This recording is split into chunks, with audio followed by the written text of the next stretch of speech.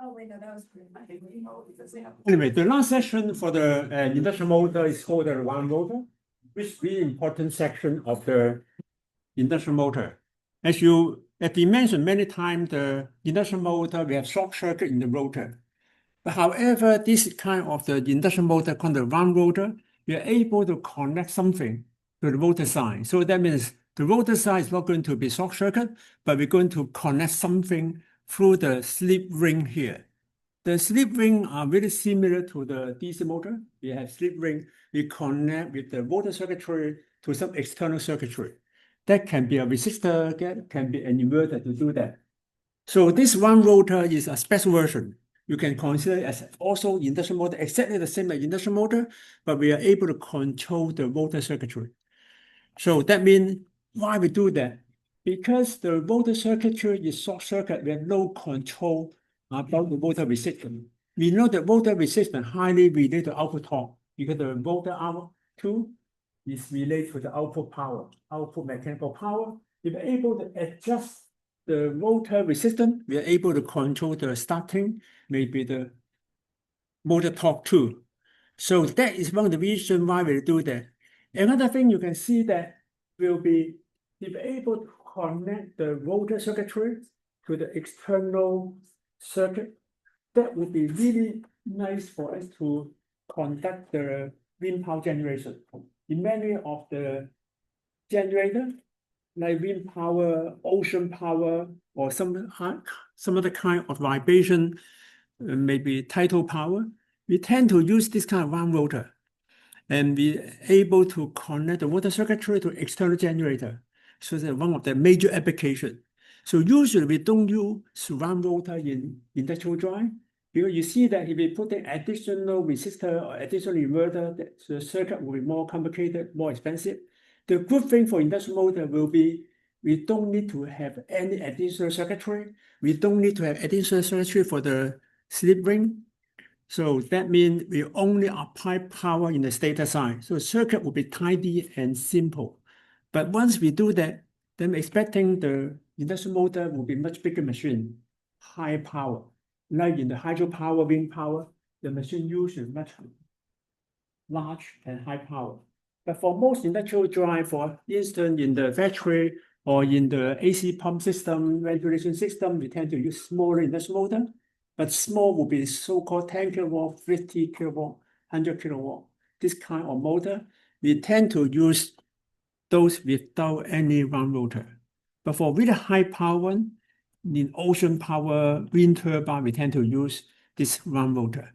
So let's see how the wound rotor look like. Basically, it's still an extended version for screw cage, but we do have a connection there.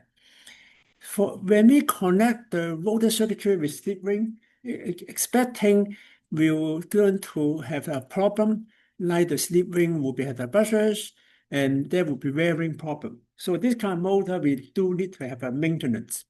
But the good thing will be speed control will be much easier. Later on, we'll also show you the start up the circuitry will be much easier. Because as mentioned, although induction motor have really good starting as compared to DC, and may not as good as DC motor. DC motor have a really good starting, but induction motor is not as good as the DC motor. In order to improve that, we can use this kind of the wound motor to do that. So that's how it look like. So screw cage will be like that. We have all the bar here. It's just a short circuit, but in here we replace it by using winding. So this winding, just like the R2 winding here, and then for three-phase, we connect with a slip ring to connect the three-phase to the external circuitry. So that means in here, we connect with some resistor or maybe inverter to convert the rotor circuitry current to external part. So that means we can adjust the output circuitry here in order to have a second control capability for the motor. So that's how it look like. So now then, let's see the equation. From the equation, you can see how we're going to control them. So from this equation, we can see that the typical equation is really well-known equation for motor. So you can see that it's related to the slip and also related to the resistance part. So the R2 is the rotor resistance, and also X2 and so on. So now then, this R2, we can therefore adding external resistor will become this. So the same equation, because we just changing the R2 into such a way. So obviously you can see that by using these changes, we can see a few phenomena. First of all, usually R2, in the first equation, R2 will be really small because of circuit, really small. Then if that's so small, what's the problem for this impedance? So that's the overall impedance, right? For the T circuitry. So that means if that's the case, then the usual X1, X2 will be more dominant because R2 is just copper, fractional copper, R1 also copper, R1, R2 usually small. So the whole circuitry you can see here, the reactive part X1, X2 will be dominant. So that means the power factor will be small. Usually power factor means the real power compared to the emergent power, or the real power, the power factor means you like to have a more resistive part compared to the reactive part. So now then, for the equation 1, you can see that the R part, the resistive part will be much lower than the emergent part here. So that is to say, we're going to have poor power factor. As I mentioned to you, poor power factor means any comment for poor power factor, for low power factor for motor when you start? Poor power factor means that we have current circulating that isn't doing any work. Okay. We start the motor, we ask for huge current with the power factor issue. Then that means the power losses, the conduction loss, the current input will large. So that means when we start an induction motor, we are expecting the initial current will be really large, which we don't quite like. So if we see a motor starting, the current will be then a large fluctuation. Not until the motor settles down, the current becomes much smaller. So can we see from this equation how the motor settles down? So S will be equal to 1, right? So that means this part will be really, really small. But when the motor going approach to the zero crossing, that means the S will become really small.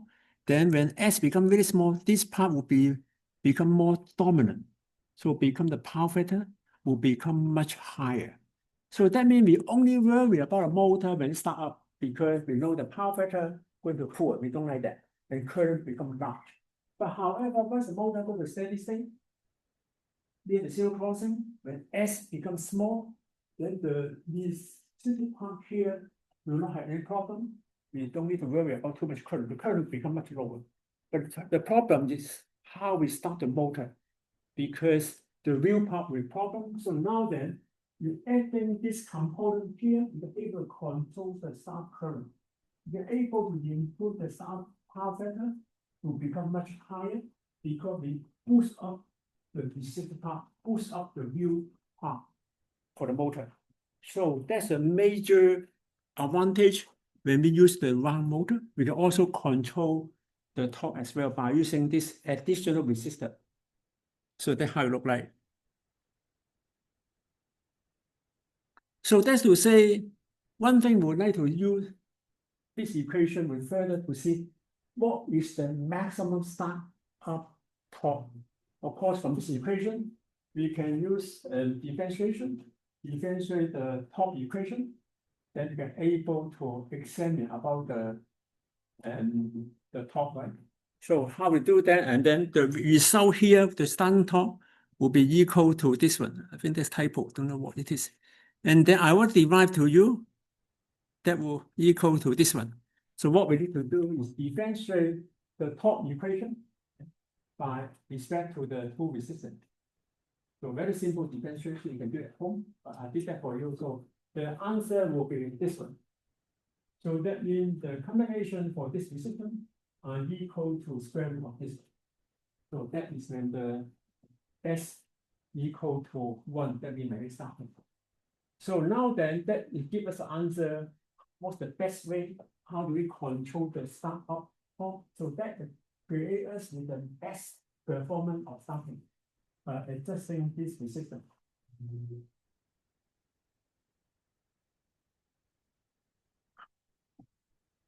So now then, let's do some example to see. So you can see in the secondary side of the circuit, in the voltage circuitry, the torque is proportional to the air gap flux and also proportional to I2 current, voltage current, plus the phase angle. The phase angle is the angle of the current related to the induced EMF in the voltage circuitry. So that means the cosine phi2 would be the voltage power factor. So because when we air gap, we can induce EMF in the voltage circuitry, and that will also have the voltage current. The voltage and current, the angle between them will be the related to the power factor. So of course, in this case, we also like to have a high power factor. We always like to have high power factor in order to reduce the losses, have and much better performance.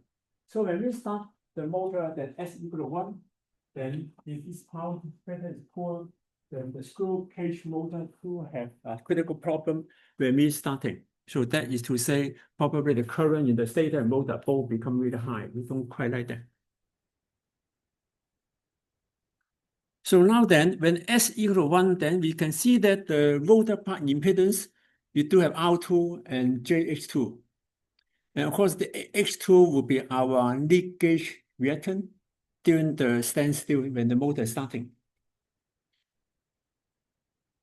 So this power factor, how much is this power factor? Usually they're quite small because you can see the R2 will be more look like a short circuit. R2 really, really small. H2 is more look like the impedance in the motor side.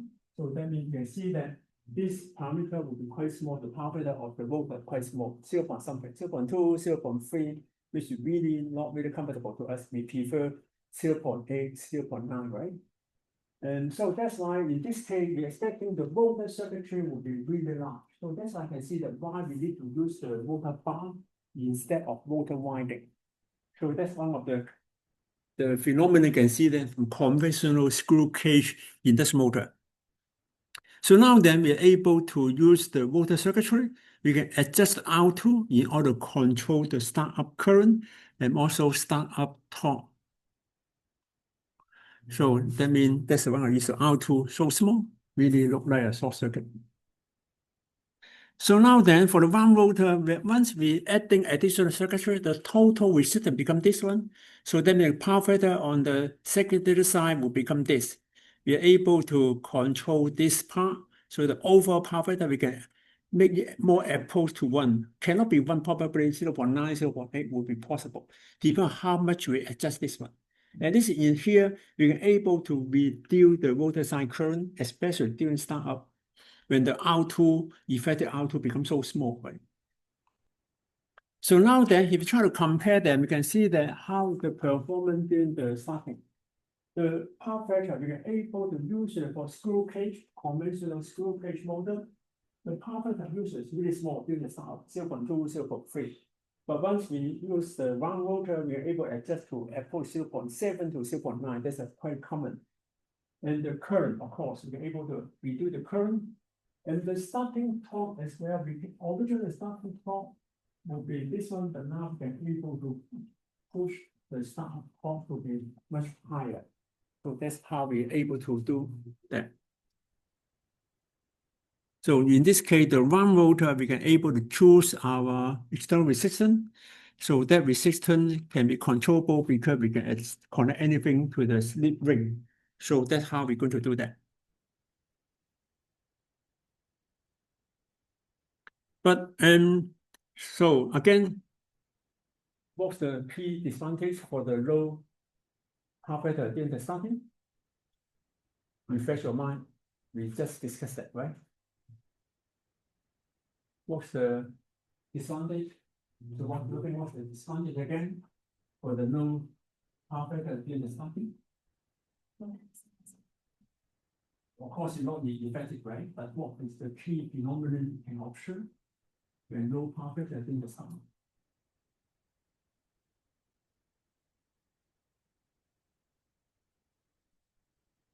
And our zero. We discussed quite a few times in this lecture. When the power factor is low, that means for the same kind of real power, the current will be large. So that means that when we have low power when the starting current will be really large, which is not a good thing because firstly the power loss will be higher, the current is large, we need to handle large current. Even though it's input wiring to the motor, we need much thicker wire. And also motor design as well. The motor design can be last for maybe 10 seconds, maybe even 1 minute. For that long duration, we need to handle large current inside the rotor, probably inside the stator too. So that means we need to oversize the motor. So that's something we don't quite like. We want to restrict the starting current to be low, especially power factor. So if we're able to do that, then we are able to make the aging of motor will become much more comfortable.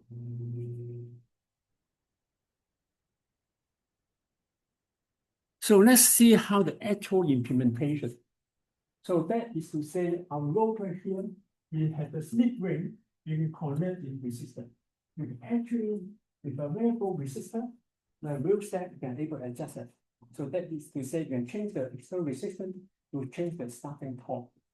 Once the motor starts, then we can return the wheel set to other parameters. So that will be controllable.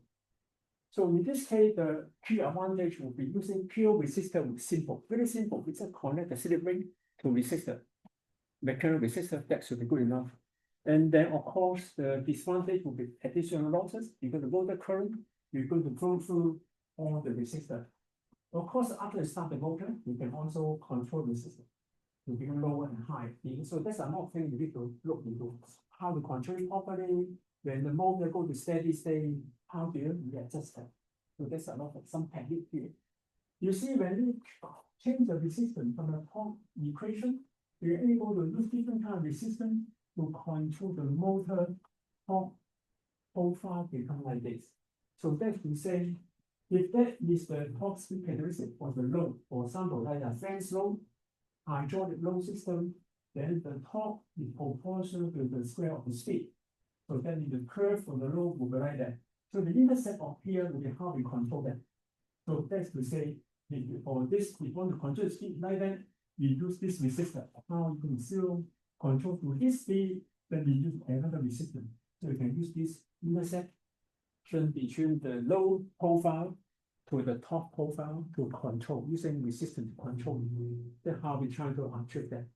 So that's this diagram shows us how we're going to do that. Of course, the key advantage will be simple, right? And then, of course, we also another key advantage, you can reduce the starting current because we use the starting current kind of pressure. We don't not quite sure how to handle properly. Starting current only lasts for a few seconds, maybe less than 1 minute. But for machine point of view, a few seconds, 10 seconds, 20 seconds is a large, long duration. For IGBT power transistor, usually time the duration is more than in terms of millisecond or microsecond. That will be long duration. Any thermal effect on huge current more than 1 second, we can damage IGBT or transistor. For machine, we're talking about in terms of the tens of seconds that may damage the winding. You can see that the inside there are copper winding. With too huge current for quite a few seconds, but damage the winding. The heating effect may damage the coating. So that's the thing we need to worry about. So starting current always is an issue we need to handle. And then instead of using a resistor, we can actually using a inverter external circuitry to store this energy instead of control this resistor. You can also control the resistor. You can see that after a three-phase rectifier, then the output will pass through an external resistor. So in this case, you can use single resistor to do the work. But if you want to control the resistance, you can put them on chopper switch here. So obviously you can see that this chopper switch, when we open the switch, then all the output current, IB current, will pass through the resistor. If we close it, then we disable the resistor. So that means by using the duty ratio, we can control the effective resistance. That means before just now we say using a wheelset variable resistor is really inconvenient. It's not digital control, right? But using this method, you can using transistor to control that. So that means you can control the duty ratio. The duty ratio for this switch, and therefore control the resistance. So that's another one way we can do that. So that means only control the duty ratio to do that. And then in order to control the motor drive system, we usually tend to control the motor current. So as we know that the current are usually proportional to motor torque. So to control the motor torque, then one thing we can do would be control the current here. So we measure the current here, and then we have a set point to say how much current we want the motor to operate at, and then that's the way we control the fire angle for that chopper. Another control loop we can do will be control the motor speed, right? We have a set point for the motor speed. We measure motor speed, and using this one, the speed requirement to control how much current we want to control the secondary design. So that's how we develop the motor drive system. So this motor drive system is not a complete motor drive system, just show you how the configuration look like. Of course, we do have another control parameter here, and maybe we have a PI controller here. We may also have a PI controller here, but it's not shown here. But actually, we do have more complicated. This shows you two basic control loops. The inner loop is the control current, which is able to give you a very fast response to adjust the motor. You can see that if you're able to control that fire angle, control the duty ratio here, you can actually control the resistance really rapidly. So the resistance actually will be inside the motor equation to control motor torque. So that is the way you can see that control the resistance and instantly to control motor torque. Once you can adjust the motor torque, you can adjust how the acceleration and deceleration for both.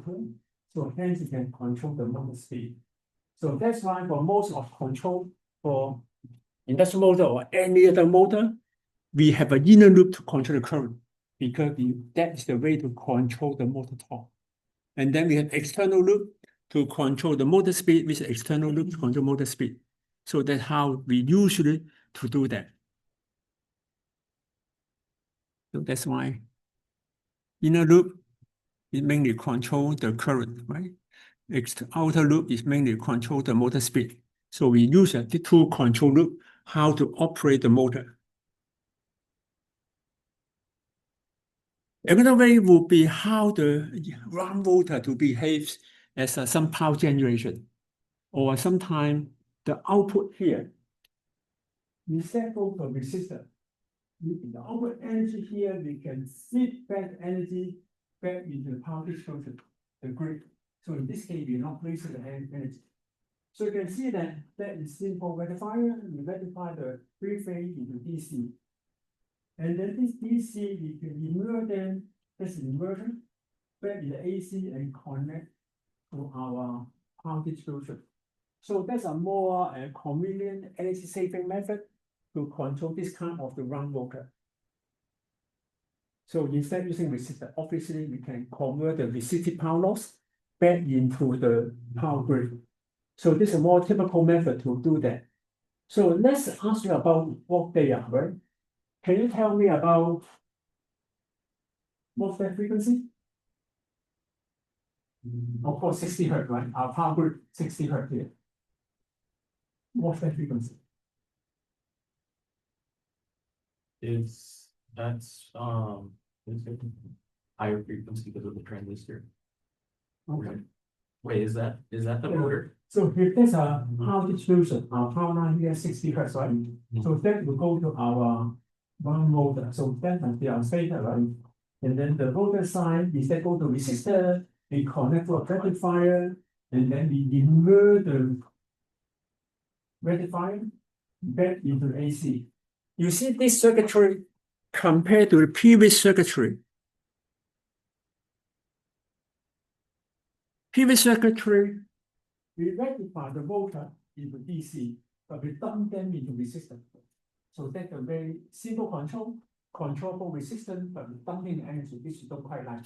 Instead of dumping energy into resistor, why don't we just deliver that energy?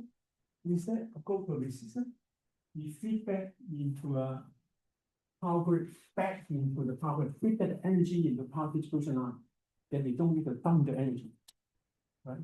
So that's the usual way we tend to do. There's a major difference between the two structures. But now my question is another thing I'd like to ask you will be, this distribution line must be 60 hertz, right? Or 50 to 60, depend.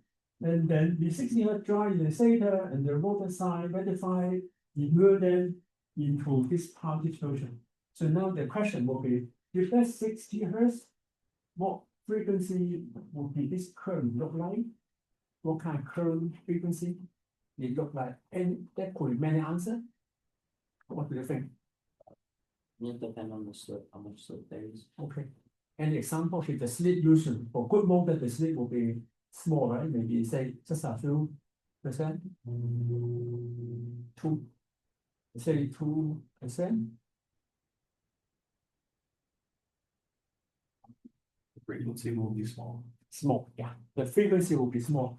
Again, it's the motor current. The motor current frequency proportion to F1 frequency multiplied by S. So the frequency will be small, very small, just a few hertz. So remember, because only a few hertz. And then we need to rectify a few hertz into DC, right? So that means the rectifier here will be some problem because we are going to rectify low frequency. Okay, so this choke will be quite large because we need to filter the low frequency. So these are quite large measure. One of the disadvantage for this circuit. Some people may even put a capacitor here to have the filter. So if we put L, then see here, the filter component was quite large because we need to filter a few hertz, not 60 hertz. You see the filter for different frequency depend on, that will determine how much LC you are going to use. So that's one of the disadvantage you have here. And then now when we move this one from a few hertz from DC, so that's a DC back in the AC 60 hertz. So that will be another switching demand. So we can see that 60 a few hertz, DC 0 hertz, back to 60. So that's how the sequence looks like.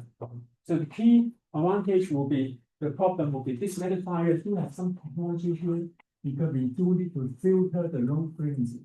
So that's not really an easy thing to work on. We always like to work at high frequencies. So finally, we have an example to show how we're going to work design this kind of the one rotor. So we have a three-phase 4-pole machine, 60 hertz, 480 volt 1 rotor induction motor have this characteristic. So R1 0.5, X1 1.5, magnetizing 40 ohm. So now then, the per phase resistance, the usual will be per phase N anyway. So R2 will be 0.1, the lead gauge in the standstill 0.5. We do a term ratio, N1 over N2 will be 2. Now we're going to calculate the starting torque. That means starting torque when R equal to 0. Now we're putting a rotor resistance 0.4 watt with the starting torque. So from these two, you can see how we improve the motor starting torque. And then what is the best external resistance to have maximum starting torque? And then also try to see what is that parameter refer to the stator sign. So firstly, we need to get the turns ratio, which A squared equal 4.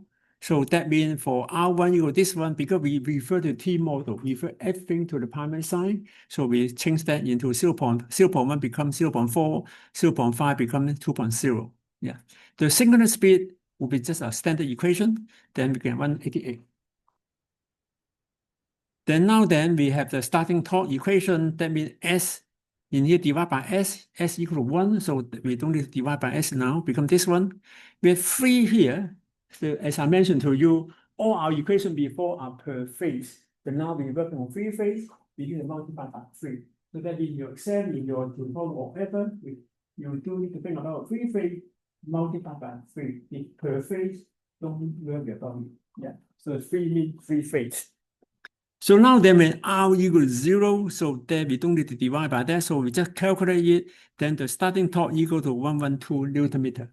Very simple, just directly substitution.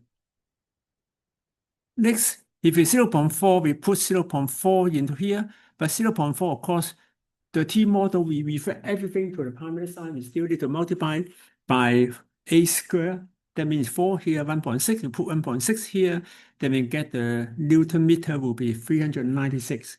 So you can see that we nearly can 4 times for starting current by using an external resistance of this one.